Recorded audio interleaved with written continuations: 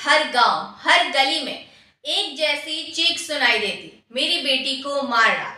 बिहार के वैशाली की शिवांगी, जिसकी विदाई लाल जोड़े में हुई थी, लौटकर अपने ही घर की राख बन गई। ससुराल वालों ने दहेज की भूख में उसकी हत्या कर दी और शव नदी में फेंक दिया। बाप ने खुद अपनी बेटी की लाश ढूंढी और उसी ससुराल वाले के दरवाजे पर उसकी चिता जलाई। उत्तर प्रदेश की निक्की, जिसके घर में पहले भी कलह थी, एक दिन खबर आई कि वो जलकर मर गई।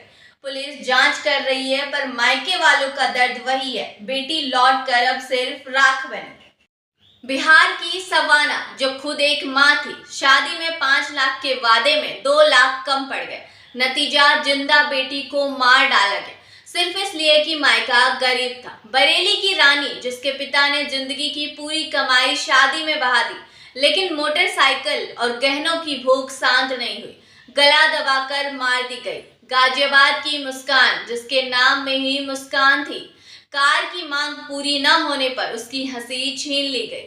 मायके वाले को फोन आया कि मुस्कान ने फांसी लगा ली, लेकिन पिता आज भी कहता है कि बेटी को मारा गया। दिल्ली द्वारका की कोमल, 22 साल की, जिसने जिंदगी की शुरुआत भी ठीक से नहीं की थी, मायके से जितना मिला वो कम पड़ गया, ससुराल ने मौत दे दी।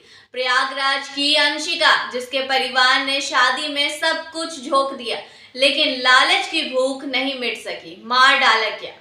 तमिलनाडु की रिद्धना, शादी के कुछ महीने ही हुए थे, मायके से दहेज कम मिला, मौत दे दी गई।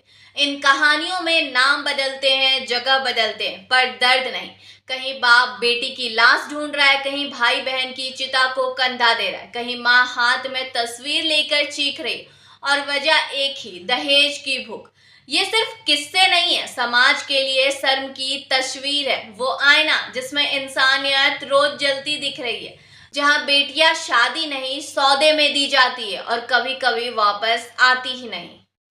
कभी सोचा है कि दहेज की यह आग कब ठंडी होगी? हर रोज हमारे देश की कोई ना कोई बेटी, जो कल तक हंसती खेलती थी, आज सिर्फ इसलिए लाश बन जाती है क्योंकि उसके पिता जरूरत से कम पैसे दे पाए।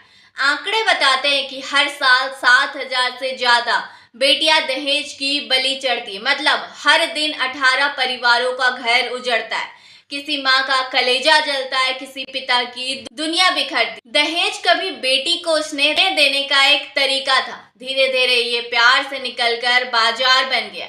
शादियां अब रिश्ता नहीं, सौदा लगने लगा। दूल्हे की कीमत तय होती है, गाड़ी होगी तो इतना, नौकरी हो तो उतना, घर बड़ा है तो रेट बढ़ जाएगा, और जब ये सौदे पूरे नहीं होते तो